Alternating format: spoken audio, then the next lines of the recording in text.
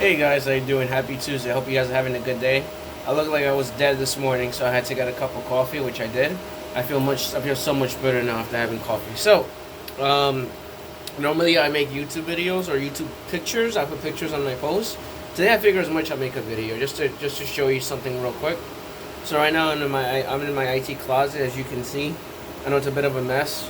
Uh, um, it sucks because like this was passed down to me. Like this wasn't like this is stuff that was disorganized and messed up to begin with. It was much worse than this. Like I had to fix it, and then one of my colleagues, he's level 3 support. His name is Jeff, and he's in charge of project management and network infrastructure.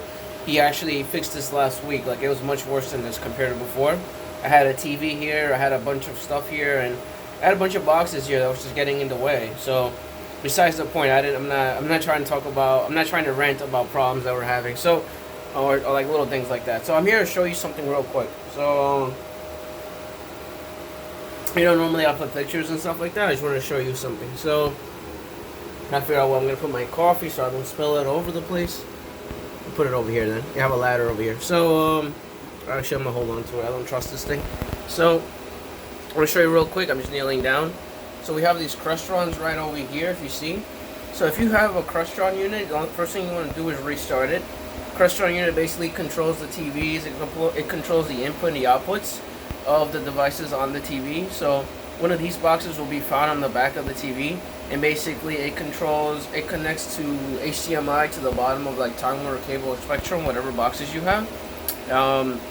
You'll have issues where Bloomberg TV is not working, CNN is not working, a few channels aren't working.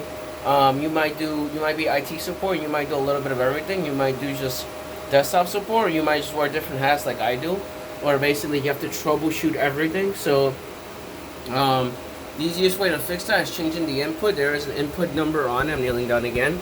If you look at it, there's an input 1, input 2. It has to be always an input 1 in my setup or in my IT room. In some other places, it might be input 2. You want to restart it as well. There's a restart button right there, or a reset button down there, and there's also the obvious one. You unplug it and plug it back in, and that actually restarts the whole box. We literally spend 5 hours on the phone. Ours is not working right now. We spent 5 hours on the phone. Wasn't working. They reinstalled the whole software. Still wasn't working. So they have to replace the whole box. Like, not these boxes. They have to replace the main one, which is down there. This big one. This is the big one right here. They got to replace that main box down there in order to fix this problem.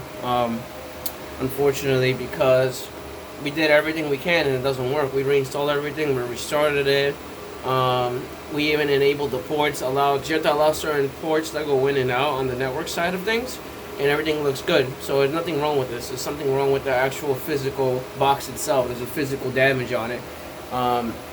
We did have a shutdown a few weeks ago, so I'm pretty sure that probably broke something on the system, and that's the reason why it's not working the way it's supposed to work. And that's it. That's pretty much it. I just wanted to show you that. I also have a camera system up there. See this little gray box right here? That's a camera system. So that controls all the surveillance cameras inside the office, outside the office, blah blah blah. I just want to make this quick video just to show you what I have in my environment. Actually, this is funny because I'm literally right next to this. I have my office right next to it. It's like right next door, right next to it. Literally, I could get up and go over here, use the scan card and get in here. So just wanted to show you that real quick. Today I have a video conference with Japan.